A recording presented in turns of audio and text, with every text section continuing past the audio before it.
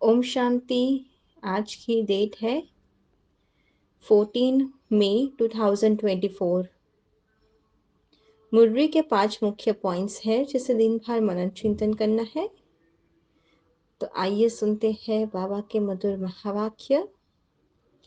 First point है, बाबा कहते हैं आत्मा में ही सब कुछ होता है। अच्छे व बुरे संस्कार आत्मा ही तो भरती है। आत्मा ही तो पतित से पावन बनती है, फिर पावन से पतित बनती है, तो जरूर जीव आत्मा ही होगी। आत्मा शरीर के साथ ही होगी। बाबा कहते हैं घड़ी घड़ी अपने को आत्मा समझ मुझ परमात्मा को याद करो। अगर देह को याद करेंगे तो देह के सभी संबंध याद आएंगे। इसलिए बाबा कहते हैं कि बच्चे आत्मा अभिमानी होकर बैठो। हम आत्मा है, शरीर नहीं है। यही तो हमारा पहला और आखिरी पाठ है। इसमें ही पक्का होना है। आत्मा अभिमानी होंगे तो सारे गुण धारण ऑटोमेटिक होते जाएंगे। बाबा कहते हैं दिन में थोड़ा सा भी टाइम निकाल कर ज्ञान का मनन चिंतन करना है, आपस में रूह रिहान करना है। सेकंड पॉइंट है, देवताएं खाना बहुत थोड़ा सा खाते हैं क्योंकि उनमें खुशी बहुत रहती है। इसलिए कहा जाता है खुशी जैसी खुराक ही नहीं। ब्राह्मण बनने में बड़ी खुशी होनी चाहिए। देवताएं खुश क्यों है? क्योंकि उन्हों के पास अथाह धन महल आदि सब कुछ होता है। उन्हों के लिए तो जैसे खुशी ही काफी है। इसलिए खुशी में खाना भी बहुत थोड़ा सूक्ष्म खाते हैं। यह भी एक कायदा है। जास्ती खाने वाले को जास्ती नींद आती है। जिसको नींद का नशा रहता है वह कभी दूसरों को समझा नहीं सकते, जैसे कि लाचार। बाबा कहते हैं मैं ब्रह्मा तन द्वारा प्रवेश कर जिसने पूरे 84 जन्म लिए हैं उनके तन में आकर मैं ज्ञान सुनाता हूँ। बाबा श्री कृष्ण के तन में नहीं आते। श्री कृष्ण तो प्रिंस है सतयुग का। श्री कृष्ण को भागीरथ कह नहीं सकते। श्री कृष्ण कहने से फिर तो भागीरथ गुम हो जाता है। तो बच्चों को अंदर में ऐसे सारे विचार सागर मंथन होने चाहिए। तो कहे बच्चे कि वह बात तो सही है, वह बातें तो नहीं है जो शास्त्र में लिख दी है। बाकी यह तो ठीक है, विचार सागर मंथन किया हुआ कलश लक्ष्मी को दिया है, उसने फिर औरों को अमृत पिलाया है, तब स्वर्ग के गेट्स खुले हैं। मंथन मनन चिंतन करना यह हमारा काम है, हम बच्चों का काम है। परमपिता परमात्मा को विचार सागर मंथन की जरूरत नहीं है, उनको कोई दरकार नहीं है। वह तो है ही बीज रूप वृक्षपति है, उनमें तो सारा नॉलेज है, वह तो ज्ञान का सागर है ना। अब हमारा लंगर भक्ति मार्ग से उठा, अभी ज्ञान मार्ग में चलता है। बाबा कहते हैं मैं जो तुमको ज्ञान सुनाता हूँ वह फिर सतयुग त्रेता में पहलोप हो जाता है, फिर द्वापर से भक्ति शुरू हो जाती है, कलयुग में भी घोर अंधियारा हो जाता है, फिर संगम युग पर आकर फिर से ज्ञान सुनाता हूँ।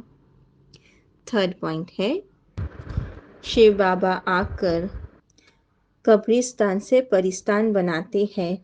आधा कल्प परिस्तान चलता है, फिर आधा कल्प कब्रिस्तान चलता है। बाबा कहते हैं बच्चे तुम काम चिता पर चढ़ एकदम कब्रिस्तान में आ गए हो।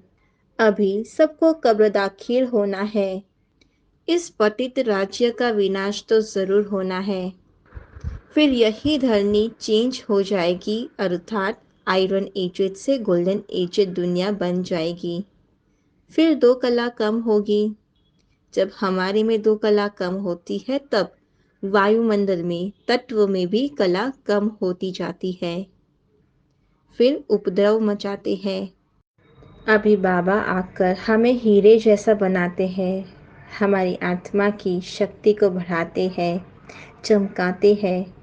हम पहले बाप को न जानने के कारण कौड़ी जैसे बन गए थे। हम हैं ईश्वरीय संतान। हम आत्माएं अपने शांति धाम में रहती है। वहाँ हमारे बाबा भी रहते हैं, लेकिन उस मिलन में कोई फ़ायदा नहीं होता है। वह तो सिर्फ पवित्रता व शांति का स्थान है। यहाँ तो हम जीव आत्माएं होकर परमात्मा और हम बच्चे एक दूसरे से मिलते हैं। परमात्मा शरीर धारण कर हम बच्चों को पढ़ाते हैं। हम बाप को जानते हैं और कहते हैं ओ बाबा। रिप्लाई में बाबा कहते हैं ओ मेरे बेटे। फोर्थ पॉइंट है, जब बाबा कहते हैं हे बच्चों, तो बच्चों को भी उस उल्लास से निकलना चाहिए कि हे बाबा, परंतु इतना उल्लास से निकलता नहीं है, तो इसको कहते हैं देह अभिमानी। बाबा कहते हैं पवित्रता तो ज़रूर चाहिए। तुम समझाते हो इस पतित दुनिया का विनाश तो ज़रूर होना है। बच्चे आदि तो तुम्हारे जीते नहीं रहेंगे, ना कोई अपना वारिस बनाएंगे और ना ही शादी आदि करेंगे। क्यों? क्योंकि बहुत गई है, बाकी थोड़ी रही है। थोड़ा समय है, अभी थोड़ा सा टाइम बचा है। मरना तो सबको ज़रूर है। एरोप्लेन आदि कैसे बनाते हैं? कहते हैं घर बैठे भी सारे खलास हो जाएंगे। ऐसे ऐसी चीज़ें बनाते रहते हैं, क्योंकि हॉस्पिटल्स आदि तो रहेंगे नहीं। ड्रामा में यह भी जैसे बाप के इशारे मिलते हैं, वह भी ड्रामा में नूंद है। राम गयो फिर रावण गयो।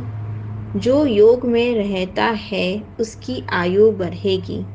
जो योग में रहे आयु बढ़ाते होंगे उनकी ज़रूर बढ़ेगी। वह अपनी ही खुशी से शरीर छोड़ देंगे।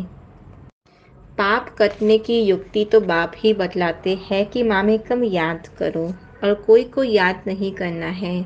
लक्ष्मी नारायण को भी याद नहीं करना है। लक्ष्मी नारायण की जो डिनाइस्टी चलती है वह बाप ने संगम पर आकर ही स्थापन की है। अभी के मनुष्य कितने कमाते हैं? मनुष्य पदम करोड़ कमाते हैं। अरे उनको यह थोड़े ही पता है कि थोड़े समय में यह सब खत्म होना है।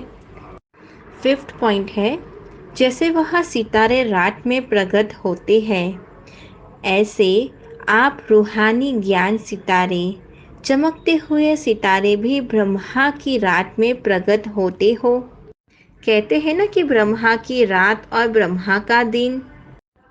वह सितारे रात को दिन नहीं बनाते, लेकिन हम ज्ञान सूर्य ज्ञान चंद्रमा के साथ साथी बन रात को दिन बनाते हैं। वह आकाश के सितारे हैं, आप धरनी के सितारे हो। वह प्रकृति की सत्ता है, आप परमात्मा के सितारे हो। जैसे प्रकृति के तारामंडल में अनेक प्रकार के सितारे चमकते हुए दिखाई देते हैं, ऐसे आप परमात्म तारामंडल में चमकते हुए रूहानी सितारे हो। आज का स्लोगन है, सेवा का चांस मिलना अर्थात दुआओं से झोली भरना। ओम शांति।